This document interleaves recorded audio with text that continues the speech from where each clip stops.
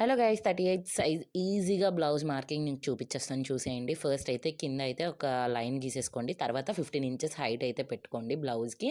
So 9 inches నార్మల్గా పెట్టుకోండి, 9.5. తర్వాత 2 ఇంచెస్ ఎక్స్ట్రా ఖర్చు కోసం పెట్టుకోండి.